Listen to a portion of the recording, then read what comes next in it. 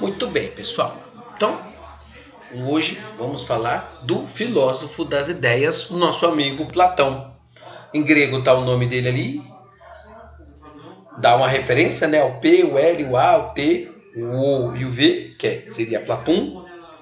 Aqui, Platão, né, transliterado, que significa amplo, ou como é chamado de ombros largos. Aqui está o ano que ele viveu, até quando ele nasceu, aproximadamente, até quando ele, né, faleceu, aproximadamente. E aí, antes de darmos continuidade na aula, é fundamental que você tenha assistido esses 3 vídeos que falam sobre a biografia, vida e obra do Platão. Se você não assistiu, para esse vídeo aqui e volta lá e assiste os outros 3, que um vai falar sobre a criação do Platão, o outro vai falar do desenvolvimento da filosofia do Platão e o outro vai falar do final da vida do Platão, ok? E vamos lá. Para a filosofia grega, a vocação humana de ser um ser, a vocação humana é de ser um ser que pensa para existir. Sem pensamento não há uma existência, ou não há uma existência sem consciência da existência. Por isso que para o grego, e o Platão também é um grego, mas de uma maneira geral, onde Platão cresce, um cidadão e o filósofo, ou o filósofo é aquele que consegue unir os conhecimentos e valores, e conhecimento e valores são coisas ideais. Conhecimentos e valores não são coisas que dá para você pegar com a mão. Eles existem para cima, para além, em suas ações. Por isso, os valores são mais importantes que a técnica, que a habilidade. Não importa o que você sabe fazer com a faca, porque o importante é o que você faz com a faca. Você pode ser o melhor faqueiro do mundo, a melhor pessoa mais hábil com a faca do mundo. Essa não é a questão. A questão é, você usa essa habilidade com a faca para quê? Por isso que os conhecimentos e valores são mais importantes que as ações. Não importa o que você fez em si, mas é se aquilo que você fez produziu e promoveu o bem no mundo, ou para as pessoas, ou para você mesmo. Então, por isso que é preciso buscar o bem. Porque se deve buscar o bem e porque se gosta do bem. E por isso que se deve rejeitar o mal, porque se deve rejeitar o mal, e se deve porque não se gosta do mal. Não gostamos do mal. Então a educação humana é pegar o impulso natural humano de gostar e rejeitar as coisas e direcionar para gostar das coisas que nos levam à excelência de nós mesmos. Então é pegar nossa capacidade de aprender e direcionar ela para coisas que nos levam à excelência de nós mesmos.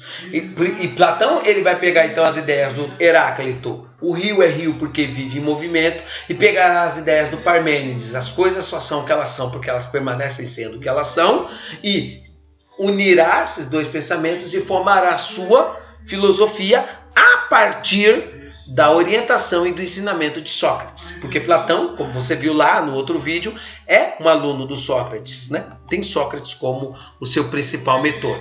A partir dessas ideias de Parmênides e de Heráclito, você coloca Heráclito da linha azul para baixo e Parmênides da linha azul para cima, Platão criará o conceito de teoria das ideias.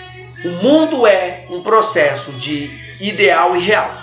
A realidade é um modelo material do mundo ideal. Nós temos o plano metafísico, que é tudo que é fixo, tudo que é perfeito. O que é um mundo insensível ou não sensível. É um mundo que eu não posso ver, não posso tocar, não posso cheirar, não posso sentir. Mas ele existe. Ele é um mundo absoluto que não muda. É o mundo das ideias, da essência das coisas. Se há uma árvore, é porque há uma ideia de árvore. Sem a ideia de árvore, não haverá árvore. Ou mesmo que haja árvore, se você não tiver a ideia de árvore, você não reconhece a árvore, mesmo que a árvore exista. Você precisa da ideia de árvore para perceber a árvore. A ideia de árvore existe acima da linha azul e a árvore existe abaixo da linha azul. Mas um não existe sem o outro. E o plano físico é o mundo relativo, é o mundo dos sentidos, é o mundo da forma, é o mundo que existe, mas existe porque houve um mundo que projetou o que existe. É um mundo sensível. Tudo é mutável, tudo é imperfeito. Por que tudo é mutável, tudo é perfeito? Porque vive em transformação. É o mundo sensível. É o mundo das coisas que são, mas que logo não serão. E o que manda aqui? A realidade é um modelo material do mundo ideal. Ou poderíamos até mudar essa frase. A realidade é um modelo material e imperfeito do mundo ideal perfeito. Tudo bem? Então nós temos aqui diante de nós um filósofo dualista. Dualista. O que vem na sua cabeça a palavra dualista?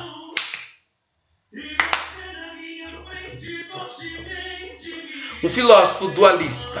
O que é um filósofo dualista? É um filósofo que tem como fundamento da sua filosofia dois mundos, dois conceitos ou duas ideias.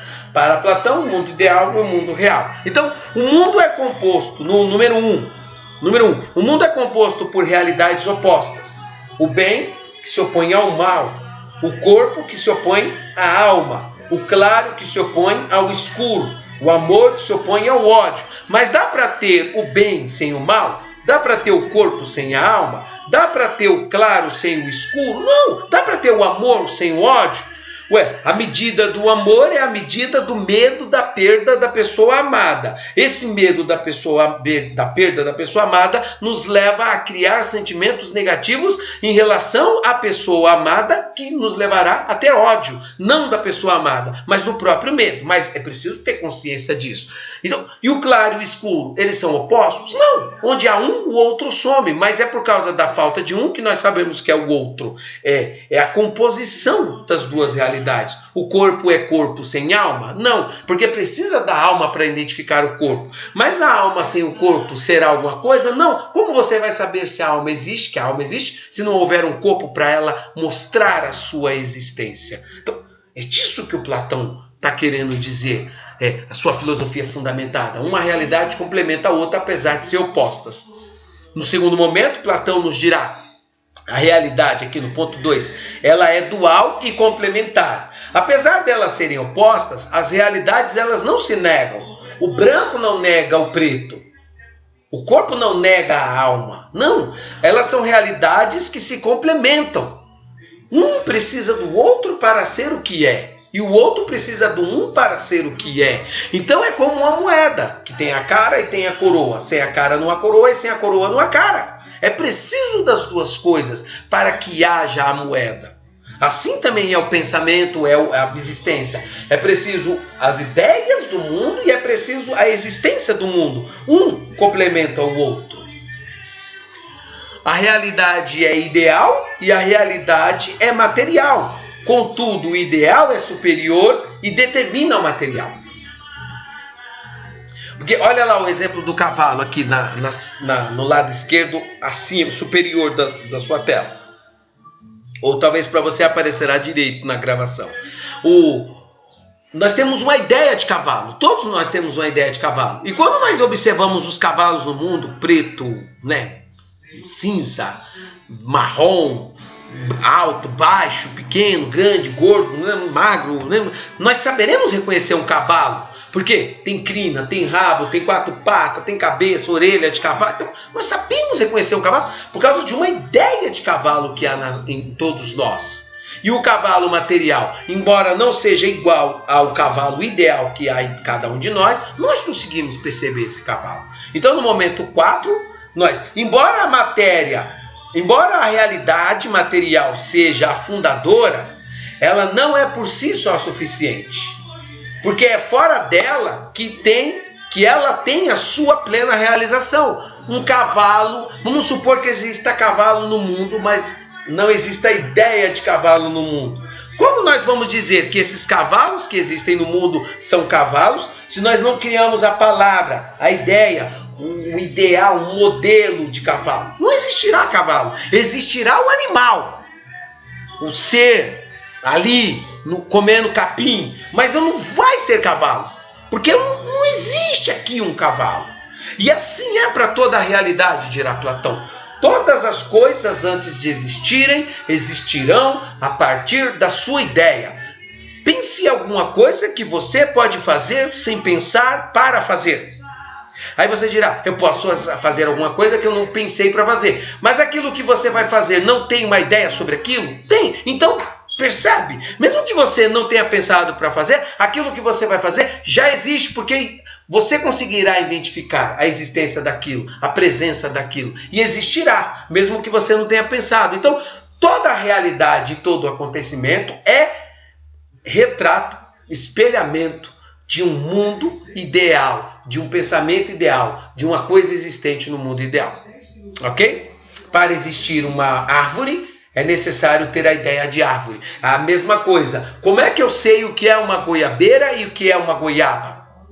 Ora, porque eu tenho uma ideia do que é goiabeira e eu tenho uma ideia do que é goiaba. Imagine você estar andando no campo e você encontra uma árvore que é uma bananeira, mas nos cachos da bananeira tem goiaba. Você vai chamar ela de quê? Que nome você dará? É possível isso? Você conseguirá criar reconhecer uma bananeira que dá goiaba? Ou uma goiabeira que dá banana? Já imaginou? Uma bananeira, uma árvore de uma goiabeira cheia de bananas penduradas? Né? E uma bananeira cheia de cachos de goiaba? Não faz sentido.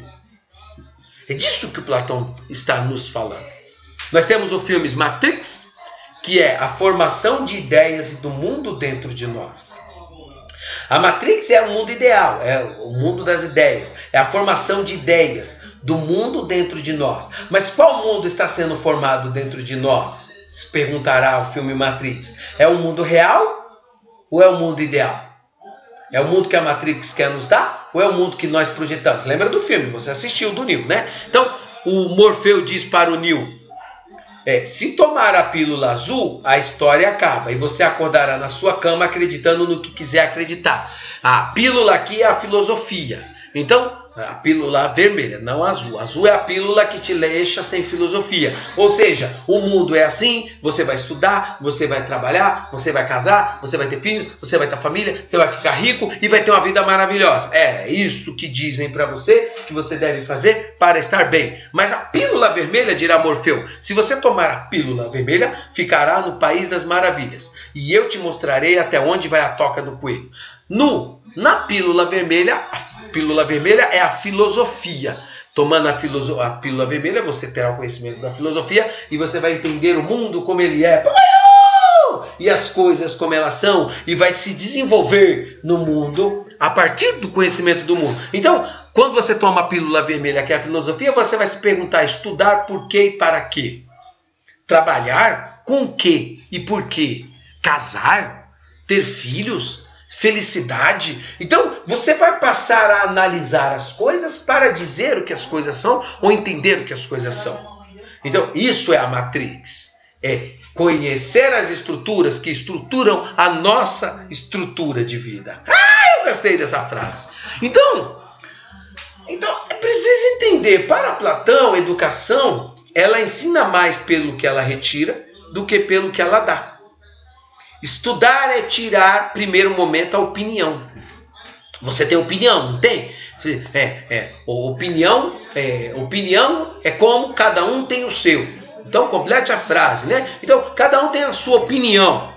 Ora, e Platão dirá, todo mundo tem opinião, mas opinião não vale nada. Por quê?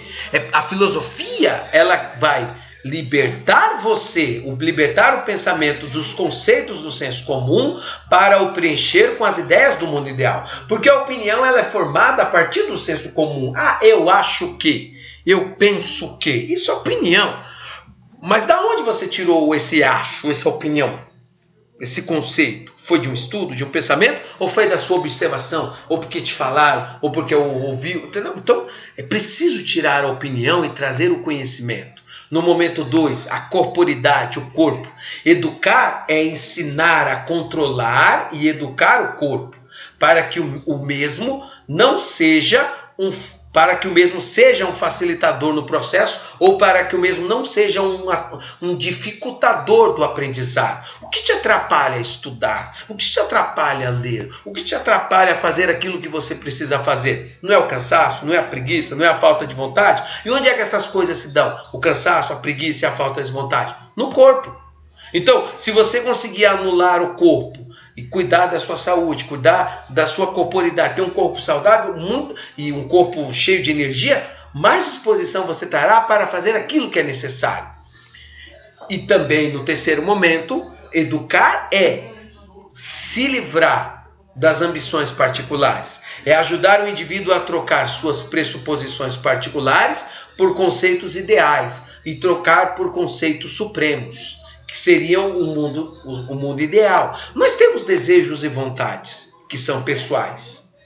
E aí o Platão dirá, educar é nos fazer analisar essas ambições particulares, esses desejos, e ver a viabilidade, a utilidade, a benesse desse bem, dessa ambição, e ver aonde ela nos levará, para que nós possamos calcular se realmente vale a pena seguir esse desejo e essa ambição, ou se vale a pena abrir mão dela.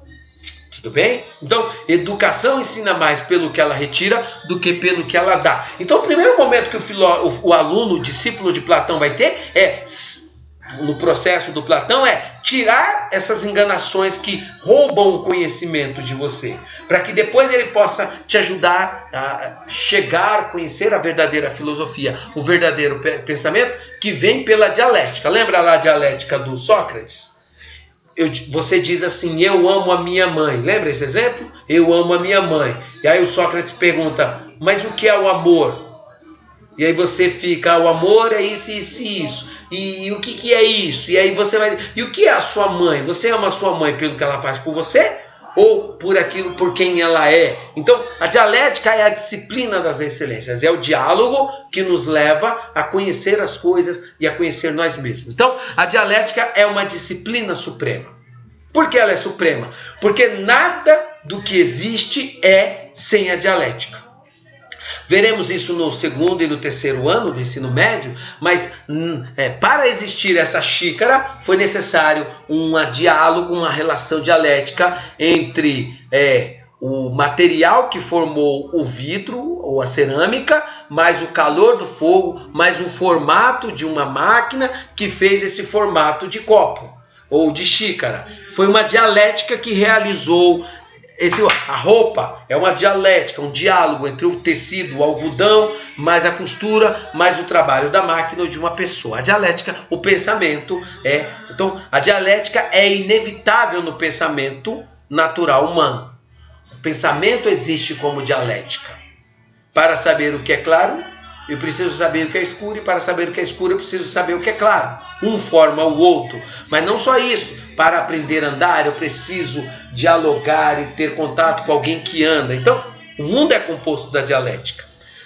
A composição das ideias e da materialidade da materialidade que forma a realidade. O que é o mundo real? A junção dialética entre as ideias e a materialidade.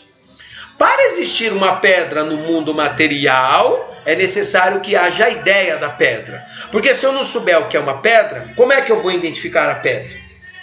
Eu vejo uma pedra, mas eu não sei o que é uma pedra.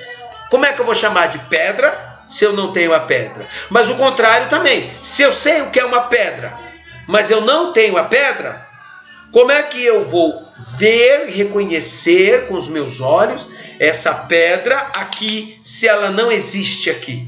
Percebe? Então, a composição das ideias e da materialidade que forma a realidade. O que é o mundo real? Eu pergunto para você lá na atividade, alunos, o que é o mundo real? E você dirá, o mundo real, ou a realidade, é a composição das ideias mais a materialidade. E aí você terá sido perfeito, porque você conseguiu entender aqui que tudo que existe aqui, fora daqui, só existe fora daqui, porque existe aqui. É a partir da consciência dessa idealidade que podemos melhorar a realidade. É tendo consciência, como Neo no filme Matrix, que é as ideias que fazem a realidade existir, e porque ela vem antes da realidade, que eu posso transformar a realidade. Significa, se eu criar melhores ideias, eu crio melhores realidades. Transformar o mundo, então, o espelhamento, é buscar o espelhamento da realidade para com a idealidade, que dão valores supremos. Então, se eu quero um mundo onde não tenha políticos corruptos, eu preciso, então, criar um mundo ideal, onde não há políticos corruptos, para que venha a existir no mundo real políticos não corruptos. O contrário é impossível. Ter políticos não corruptos no mundo para que eu reconheça no mundo ideal. É impossível. Não. Eu preciso pensar uma boa ação para realizar uma boa ação. Toda boa ação é precedida de um bom pensamento. Ok? E toda má ação é precedida de um mau pensamento. Embora seja muito mais fácil fazer o mal do que fazer o bem. Então, os diálogos maiêuticos, os diálogos são um processo de aprendizagem de Platão. Por isso que Platão, quando escreve seus 35 livros, suas 35 obras, são em formas de diálogo. São personagens dentro do seu livro que vão dialogando sobre o tema, sobre a verdade, sobre a vida eterna, sobre o amor, sobre a política, sobre cidadania. Eles vão dialogando sobre diversos temas e é através do diálogo desses personagens que se chega ao conhecimento do que é o amor, do que é a política, do que é a verdade, do que é uma alma, do que é a vida eterna, do que é a felicidade. Então, nos diálogos do Platão, nós temos um questionamento das verdades. Ele leva o personagem a questionar as verdades, aquilo que ele tem como verdade. Aí, no segundo momento, aqui na direita superior, leva o indivíduo a fazer uma análise das coerências e incoerências sobre as verdades dele. E depois que ele faz um questionamento das coerências e incoerências das verdades dele, leva ele a retirar as ilusões e os obstáculos sobre as verdades deles. Percebe? Podemos pensar num exemplo, um questionamento da verdade. Você diz que ama Elisa. E aí, o que significa amar? Então vamos questionar esse seu amor por Elisa. Amar Elisa é amar aquilo que a Elisa faz em você? Ou amar a Elisa é amar a ideia de fazer a Elisa ser feliz? Com o que faz feliz a partir dela e não a partir de você. Amar a Elisa é ser o objeto da alegria dela, ou amar a Elisa é ajudar a Elisa a chegar nos objetos da alegria dela? Qual amor é melhor? Que tipo de amor nós estamos falando aqui? O amor que você dá a Elisa, ou o amor que você ajuda a Elisa a conseguir aquilo que faz ela feliz ou ela estar bem? E aí você vai ter que analisar as coerências e incoerências desse pensamento. E a partir desse momento, a partir de Elisa, porque se você ama a Elisa, você quer amar a Elisa é você ficar bem estando com a Elisa, com aquilo que você faz para ela, ou amar a Elisa é a Elisa estar bem a partir daquilo que ela faz, porque faz bem para ela. E aí, depois que você tira as ilusões do amor que tem como foco você, ou do amor que tem como foco ela mesma, da retirada das ilusões e obstáculos, e aí você vai ter que definir o que é o amor para você, né? Você vai chegar ao conhecimento sobre o que é o amor. Viu que teve uma dialética, você com você mesmo? Então, aprender é recordar. É despertar, é o despertar do conhecimento em si. É a reminiscência. É trazer à tona o conhecimento. Você sabe o que é, mas você precisa saber o que você sabe. Aprender com você aquilo que você já sabe. É recordar.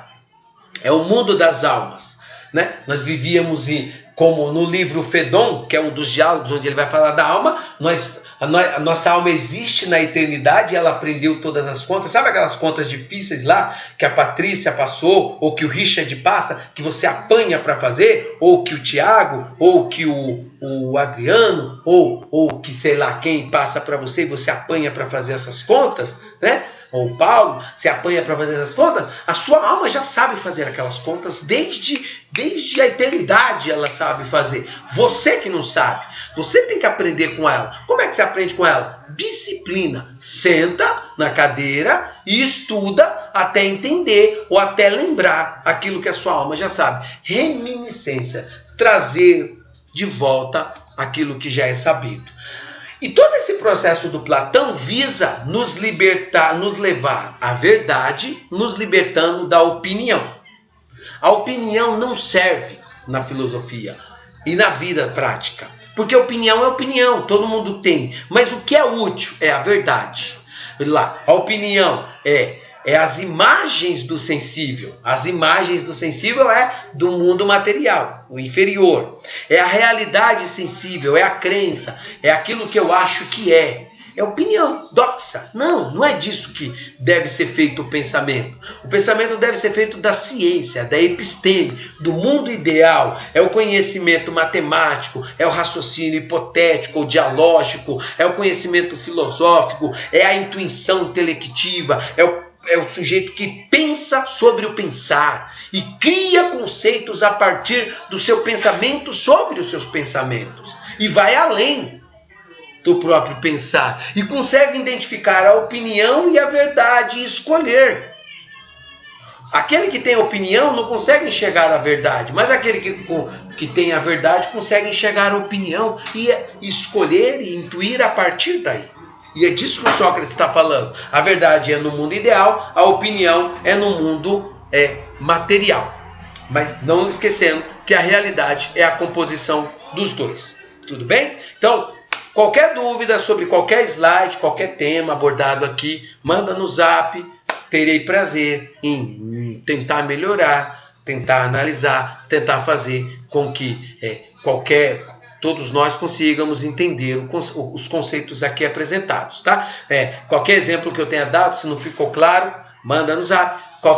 Se você não concordou também, manda no zap e a gente vai conversando. Ou pode pôr aí nos comentários também do vídeo e eu vou responder para vocês, ok? Então, um beijo, um abraço e até a nossa próxima aula 2 sobre o Mano Platão, nosso amigão aí, tá? Tchau, tchau. Até mais. Pocoyo voltou, cabeça de ovo!